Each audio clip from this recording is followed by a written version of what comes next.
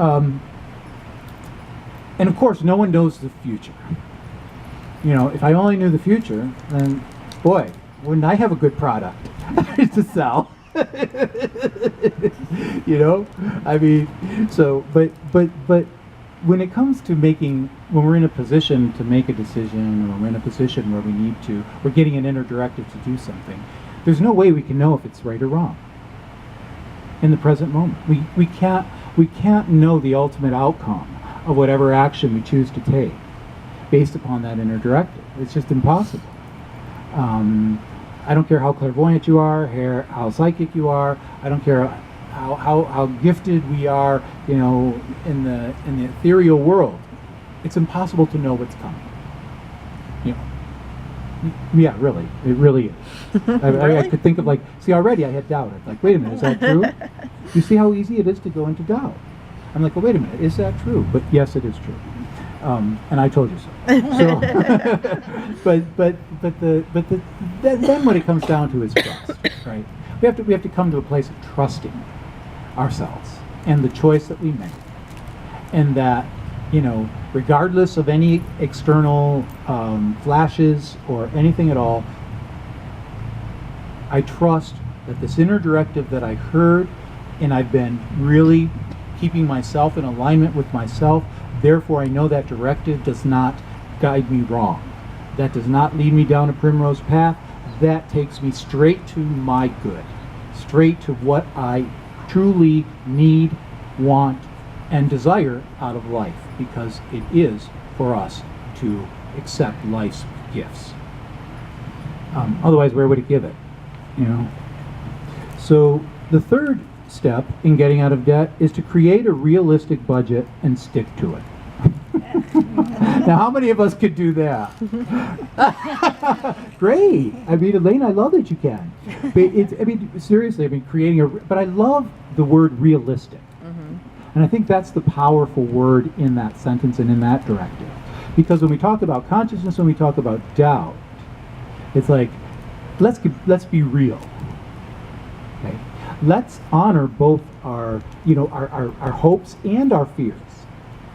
We have them both, you know, and at any given moment, we're creating this balance sheet on the inside of us, and it's a fluid balance sheet. Some days we end up with, you know, a lot of debits.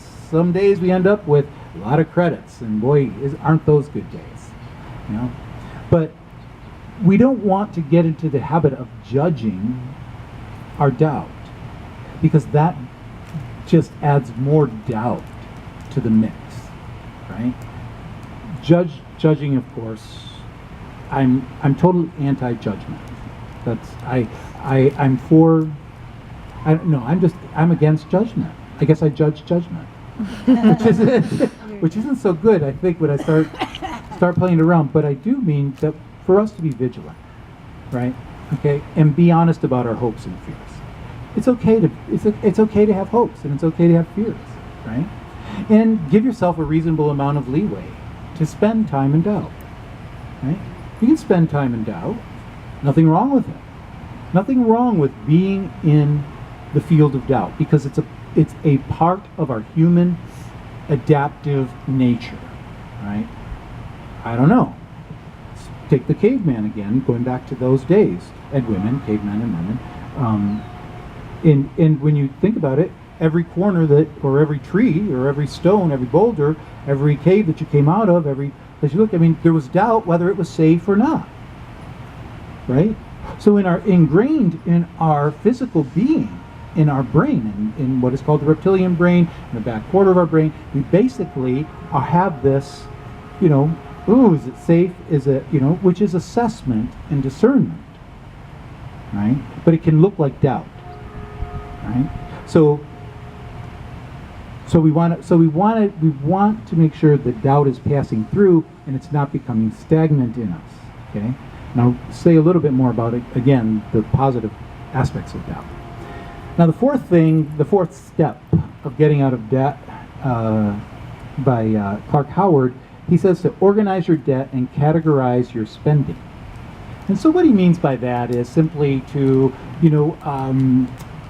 must-haves, would like to have, could have, be great to have, absolutely need, vital to have this.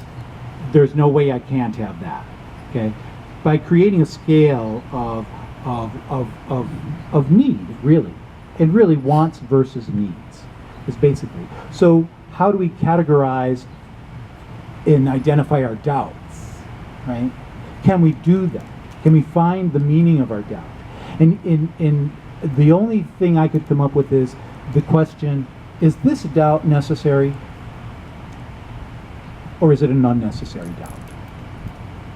I know for me that when I'm spinning a story of doubt about my judgment or about my decision making or about my actions or about my choice, I know the difference between when I'm spinning the story just so I don't have to do anything about it, so I can grovel in it, or when it is truly an assessment that I'm taking the time to discern whether or not this action, this choice, is a good choice for me right now, or if it's not.